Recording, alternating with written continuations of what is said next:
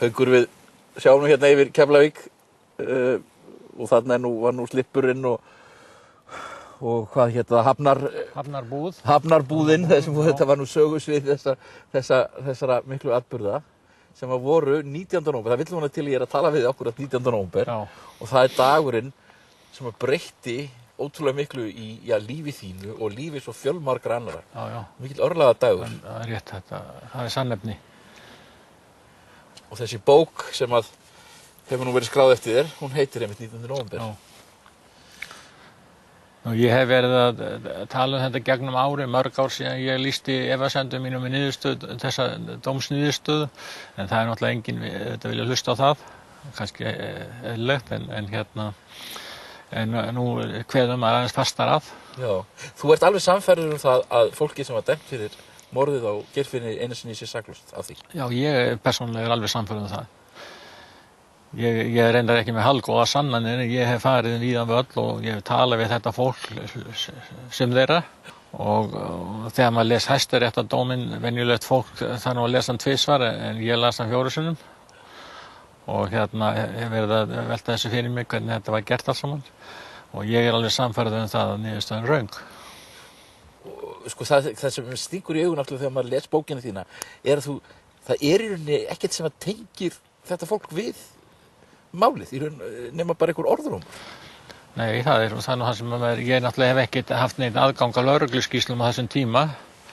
Það er best að ég lýsi því að þegar við erum með þessa Keflavíkur hlutan á sínum tíma, þá var þetta í mínum huga óupplýst mál í júní 75 hjá okkur. Við vorum ekki með neina enda til að þræða okkur eftir þá. Og svo hófst þetta í Reykjavík að allt öðru tilefni og endaði svona. Þetta voru náttúrulega prakkarar, þessi krakkar og voru í svona allavega ástandi. En hvernig vill það til að þau enda uppi með það að sitja í fangelsi lengi fyrir verk sem þau sennilega hugsanlega frumtæki? Já, ég get nú ekki svarað því, sko, en mín reynsla var nú svo mjög oft að þegar maður var með fólk í einhverjum rannsóknum að þá þurfti maður fyrst og síðast að passa sig á að leiða ekki vitnið að saka það og teima það út í einhverjar ófærur, sko.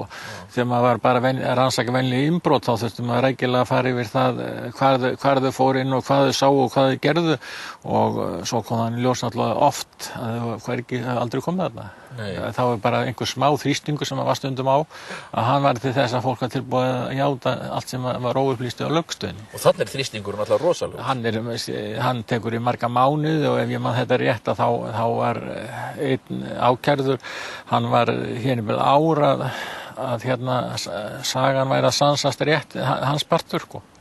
En var eitthvað tímapunktur að þú hélst að þau væri sek? Ég náttúrulega eins og annað fólk í landinu þegar ég heyrði þessi gekk á hann í síðumúlunum og þar að nú væri búið að finna sökudólgan og ég trúði því alveg fram yfir dóm. Og þetta væri, ég vissi náttúrulega ekki málavöxtu. Nei. En þegar ég fór að lesa þetta þá fylltist ég efasemdum og þær hafa náttúrulega styrst. Ég get nefnt til dæmis þetta lygapróf sem var tekið á þessu fólki. Ég vissi ekki það fyrir 78 þegar Guðjón segir mér það heim í fjárhúsinu á Staðarstað að það hefði verið tekið þessi lygamælispróf af þeim og hann taldi eins og fleiri í málinu að það hefði orðið þeim til framdrátt og það sást aldrei meir. Nei, en sko nú varst þú að rannsaka þetta mál á fyrstu stigum og þetta er náttúrulega það sem gerist er að Geirfinnur Einarsson hverfur og alveg svo hendir sér veifað og í rauninni bara gufar upp nánast. Hefur einhverja kenningu það hvað gæti hafa gerst? Nei, ég hef hana ekki uppi við. En það sem við gerðum, þess að við vitum að það voru mannaferðir í kringum hvarfið hans, við vitum það. Já. Og svo var náttúrulega hafin alveg í Keflavík gríðarleg rannsókn á öllu æviferli Geirfinns og það kom ekkert út úr því sem að leiddi okkur inn einn ákveðin áttir. Þetta var bara alveg vamlaus maður? Já, algjörlega og rúmlega það. Já. Einstaklega vel látinn maður og svo voru náttúrulega þessi fjórmenningar sem sátu inni fyrir þetta líka, það er náttúrulega annar harmleikur sem tengist þessu? Já, ég sé nú stóra spurningu hvernig það gat gerst. 104 dagar í hérna gestavaldi. Tveir af þessum fjórmenningum hefðu aldrei séð hvern annan og þekktust ekki neitt og þeir ættu að hafa skroppið til Keflavíkur að drepa mannvæntanlega. Þetta er svo gjörsamlega fráleitt að þetta hefði þurft allan þennan tíma til að finna út að þetta væri ólagi. Það voru Einar Bollason og Magnús Leópoldsson og tveir aðrir. Valdimar Olsen og Sigurbjörn. Og Sigurbjörn í klúbbnum. En segðu mér, svo náttúrulega er einn handleikur á þessum máli sem þú ert að lýsa, sem að náttúrulega maður verður að nefna við því. Það er það að þú ert rekinn úr lögreglunni vegna þessa máls sem tengist Guðbjarti Pálssyni, Batta rauða og ferð á Kvíabryggju. Já, átti þar góða vist. Já. Hvernig stóð á því? Já, það stóð náttúrulega því að ég er dæmdur fyrir brot í starfi fyrir að framkvæma ólöglega handtöku. Og það er allt í bókinni, fólk getur lesið það allt saman, bæði tuktursvistina og málið allt. Já, en tengdist það einhverju leyti Geirfinnsmálinu eða? Það komst nú aldrei svo langt, sko. Það tengdist ég aldrei beint, sko. En þú hafðir einhverja grunsemdir? Já, ég var að leita. Já. Ég var að leita, já. Ég gæti svarið því öðruvísi. Já. Það er annað sem kemur líka fram að þú talar að fyrirgreiðslan sem að til dæmis Sævar Ciesielski hefur fengið í dómskerfinu sé mjög lélega móttökurnar og hjá hinu opinbera, að það sé klíkuskapur hugsanlega bak við það hvernig honum er tekið ólíkt öðrum. Já, ég tek nú örlítið á því í bókinni, þá er ég að bera saman lagmennina Ragnar Aðalsteinsson, Jón Steinar Gunnlaugsson, nú er þetta hæstaréttardómara.